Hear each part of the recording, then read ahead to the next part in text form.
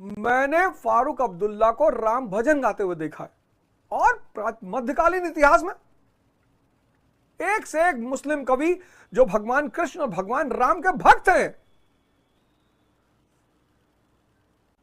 लेकिन मैं आपको संप्रदायवाद की कहानी पढ़ाऊंगा जरूर। अब यह हो गया स्टैंड स्टिल एग्रीमेंट महाराजा हरि सिंह और इंडिया पाकिस्तान के बीच। महाराजा हरि सिंह ने कहा कि कश्मीर पे जब हमला होगा तो कश्मीर विलय के बारे में सोचेगा, सेशन के बारे में सोचेगा। इसी बैकग्राउंड में एक घटना घट गई, पुंछ विद्रोह। बहुत इंपॉर्टेंट, पुंछ विद्रोह, पुंछ रिबेलियन 1947। सरदार इब्राहिम खान यह मुखिया था इस विद्रोह का। इसने कहा इज्जत नहीं मिल रही है और हमें नहीं रहना भारत के साथ, कश्मीर के हिंदू राजा सदियों से मुसलमानों का शोषण करते आ रहे। इसने विद्रोह कर दिया। विद्रोह कर दिया तो कुचल दिया महाराजा की फौजों ने, और जैसे ही महाराजा की फौजों ने कुचला वैसे एक दूसरी घटना घट गई। इसी के पैरेलल एक दूसरी घटना घट गई, भारत पर कबीलाई आक्रमण, ट्राइबल इन्वेजन। अब इस ट्राइबल इन्वेजन को लेकर दो बातें हैं। पाकिस्तानी सरकार कहती है कि जब पुंछ का विद्रोह दबाया गया तो नॉर्थ वेस्टर्न प्रोविंस के जो मुसलमान थे जिहादी, वो अपने मुस्लिम भाइयों की रक्षा के लिए कश्मीर में एंटर किए। अच्छी कहानी है। हिंदुस्तान कहता है कि ट्राइबल आर्मी की आड़ में यह पाकिस्तानी सेना थी, जो कि एकदम सही बात है। ये दोनों घटनाएं एक दूसरे से जुड़ी हैं, क्योंकि कश्मीर ने कहा था कि जो हम पे हमला करेगा, अब पाकिस्तान सीधे तौर पे तो कश्मीर पे हमला कर नहीं सकता था, क्योंकि एग्रीमेंट में साफ साफ लिखा हुआ था कि जो हमला करेगा मैं दूसरी तरफ चला जाऊंगा। तो पाकिस्तानी सेना अगर सीधे हमला करती तो कश्मीर भारत के पास सीधा, फिर बात ही खत्म हो जाती। कहानी है बड़ी प्यारी है कश्मीर की। अब जब यह कबीलाई आक्रमण कश्मीर पर हुआ तो लीगली इंडियन फोर्सेस घुस ही नहीं सकती, वो आक्रमण मान लिया जाएगा। इन दोनों घटनाओं के बीच में एक और घटना घट गई, बारामूला मैसेकर। बारामूला मैसेकर, बारामूला नरसंहार। अब ये घुसे तो भाई की मदद करने के लिए अफगानी, लेकिन जहां इनको समृद्धि दिखाई पड़ती है, भाई झोपड़पट्टी का आदमी महल में अगर घुस जाएगा तो सेवा हुआ भूल जाएगा। वो पहले वो सोने की गिलास, चांदी की प्लेट, इसको लेकर भागने के चक्कर में पड़ेगा। और इसके पीछे भी कई कहानियां हैं। हिंदू भी मारे गए, मुसलमान भी मारे गए, कई सारे एंगल इसके भी हैं। लेकिन ये अफगानी जो कबीलाई भारत में घुसे, ये भटक गए। बारामूला मैसेकर, और बारामूला से श्रीनगर से 50 किलोमीटर। अब महाराज की चिंता बढ़ी कि यार अगर ये श्रीनगर तक पहुंच गए तो हम खत्म। महाराजा हरि सिंह चिंतित हुए अपनी रक्षा को लेकर, अपनी प्रजा की रक्षा को लेकर। और इस बारामूला मैसेकर के पृष्ठभूमि में महाराजा हरि सिंह ने अक्टूबर 1947, ट्राइबल इन्वेजन, ये अक्टूबर 1947, और बारामूला मैसेकर, और बारामूला और श्रीनगर 50 किलोमीटर की दूरी। महाराजा हरि सिंह को लगा कि हम भी जाएंगे, हमारी प्रजा भी जाएंगे, तो बचाओ। तो अक्टूबर 1947 में महाराजा हरि सिंह ने भारत सरकार के साथ एक समझौता किया, instrument of accession. Instrument of accession, विलय संधि पे हस्ताक्षर कर दिया। जिसकी आवश्यकता थी वो हो गया, विलय संधि पर हस्ताक्षर हो गया। महाराजा हरि सिंह ने विलय संधि पर हस्ताक्षर कर दिया अक्टूबर 1947 में। किसके बैकग्राउंड में? ट्राइबल इन्वेजन के बैकग्राउंड में कर दिया। जैसे ही महाराजा ने दस्तखत किया, भारत सरकार को संवैधानिक अनुमति मिल गई, लीगल कानूनी अनुमति मिल गई, और अक्टूबर 1947 में भारतीय सेना पहुंच गई कश्मीर। अक्टूबर 1947 में भारतीय सेना पहुंच गई कश्मीर। अब जब अक्टूबर 1947 में इंडियन आर्मी, भारतीय सेना पहुंच गई कश्मीर। और इंडियन आर्मी के क्या कहने, पहुंच गई सेना। अब जब सेना पहुंच गई अक्टूबर 1947 में कश्मीर, तो सवाल यह उठा कि अब क्या किया जाए, युद्ध या वार्ता।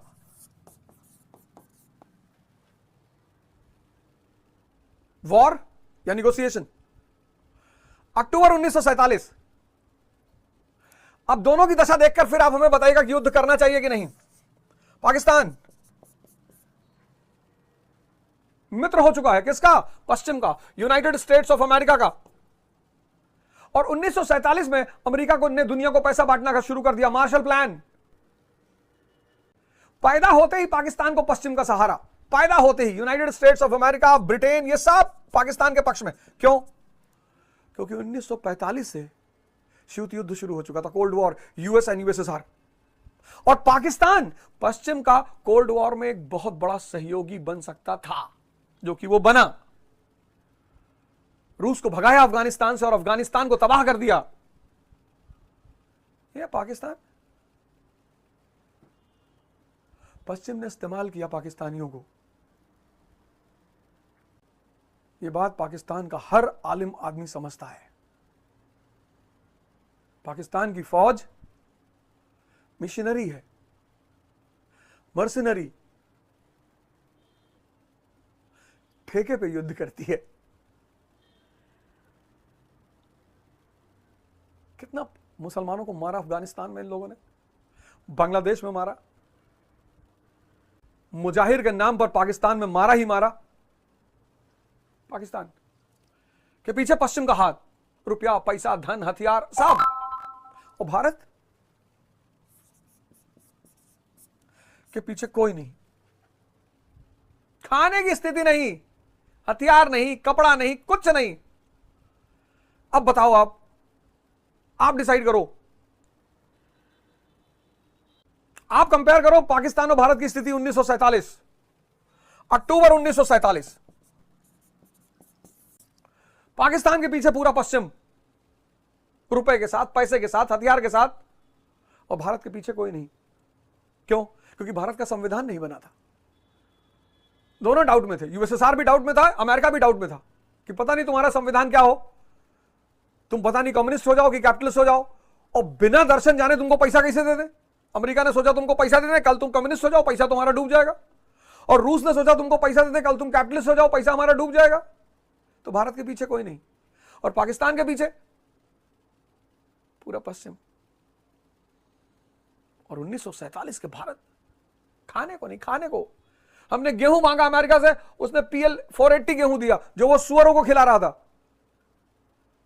अपने घरों में आपके भी बुजुर्ग होंगे, उनसे पूछिए क्या स्थिति थी भारत की।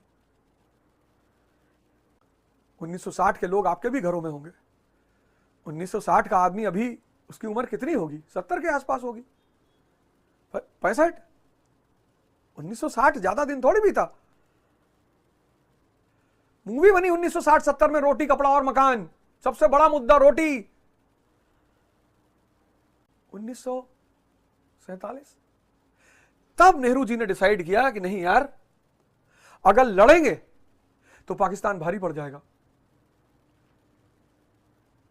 पाकिस्तान भारी पड़ जाएगा। एक तो पश्चिम का सहारा, ऊपर से इधर चीन बैठा हुआ है, उसकी भी नजर मेरे ऊपर है। बाद में चीन ने तिब्बत पे कब्जा कर ही लिया। हमेशा लड़ना बहादुरी नहीं है। भगवान राम ने बाली को खुलकर नहीं मारा, पीछे से मारा। भगवान कृष्ण ने जरासंध को खुद जाके नहीं मारा, काल यमन को खुद जाके नहीं मारा। हमेशा लड़ना बहादुरी नहीं है। युद्ध के लिए तैयार रहना बहादुरी है। शक्ति नहीं होगी अगर, तो इस संसार में सिर्फ समाज शास्त्र पढ़ के ना जी पाओगे। सूरज से कोई आंख नहीं मिला था, चंद्रमा से रात रात भर बैठ के देख रहे हैं लोग। कोई कह रहा मामा है, कोई कह रहा रोटी दिख रहा है, कोई कह रहा है मेरे महबूब की प्रतिछाई है। सूरज। तो फिर जनवरी 1948 में स्थिति की गंभीरता को देखते हुए जवाहरलाल नेहरू कश्मीर के मुद्दे को यूनाइटेड नेशन लेके चले गए। हाँ, एक बात मुझसे मिस हो गई, बड़ी इंपॉर्टेंट, मैं जरा इसको आपको इन्फॉर्म कर दूं। अक्टूबर इंस्ट्रूमेंट ऑफ असेशन, इसमें एक बड़ा प्यारा तथ्य मेरे उससे दिमाग से निकल गया, मैं आपको बता दूं। इस इंस्ट्रूमेंट ऑफ असेशन में कभी कभी आदमी आदर्शवादी हो जाता है, और हजरत अली कहते हैं कि 3 लोग बहुत परेशान रहते हैं, एक मदद करने वाला, एक वफादार, एक सच्चे हृदय वाला। ये हजरत अली का स्टेटमेंट है कि 3 लोग बहुत परेशान रहते हैं।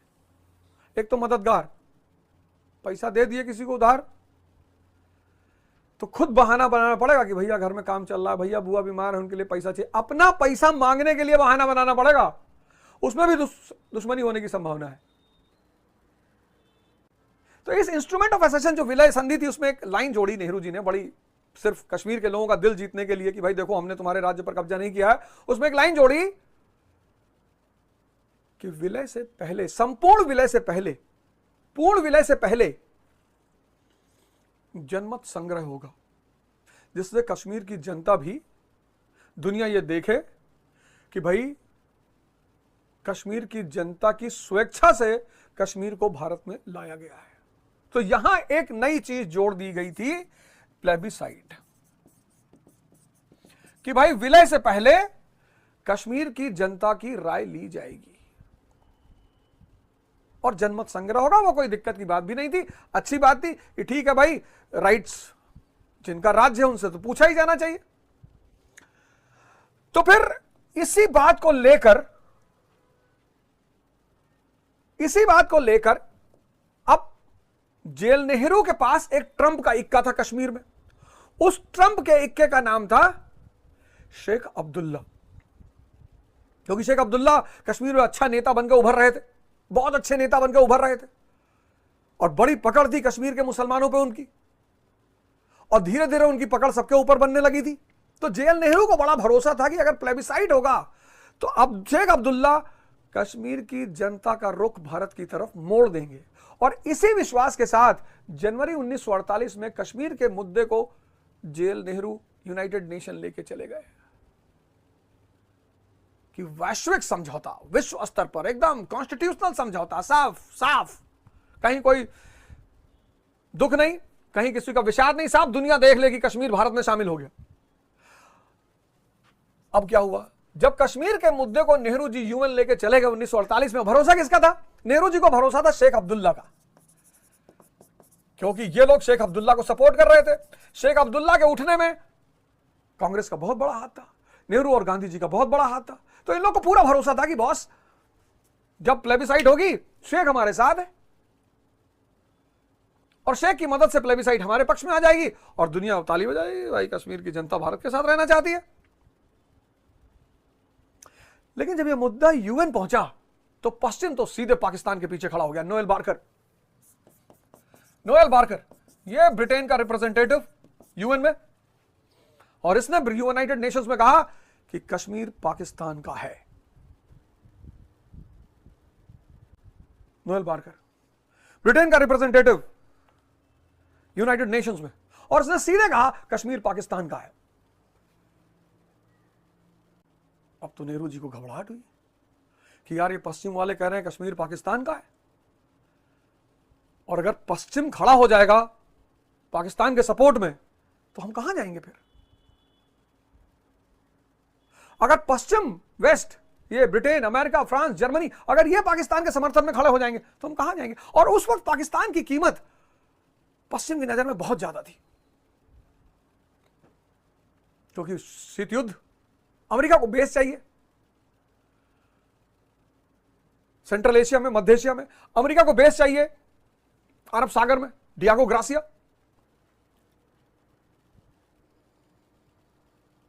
पाकिस्तान अगर उनके हाथ में है तो मध्य एशिया, सेंट्रल एशिया सीधे उनके हाथ में है। पाकिस्तान उनके हाथ में है, अरब सागर उनके हाथ में है। तो पश्चिम तो एकदम पाकिस्तान के पीछे खड़ा था कि भैया हम तो खड़े हैं। नोएल बारकर ने कहा कि कश्मीर पाकिस्तान का है। अब नेहरू जी को लगा कि यार अपने आदमी को मजबूत किया जाए कश्मीर में, अपना आदमी मजबूत हो जाएगा तो हम भी मजबूत हो जाएंगे। और नेहरू का आदमी कौन? शेख अब्दुल्ला। बस यहीं पर मार्च 1948 कांग्रेस की मदद से शेख अब्दुल्ला बन गए प्राइम मिनिस्टर ऑफ JNK। बहुत बड़ा घटना, ये बहुत बड़ी घटना, बहुत बड़ी घटना। मार्च 1948 शेख अब्दुल्ला बन गए JNK के प्राइम मिनिस्टर। तो दोस्तों ऐसे ही और भी मजेदार वीडियो देखने के लिए मनीष राज 08 चैनल को सब्सक्राइब करें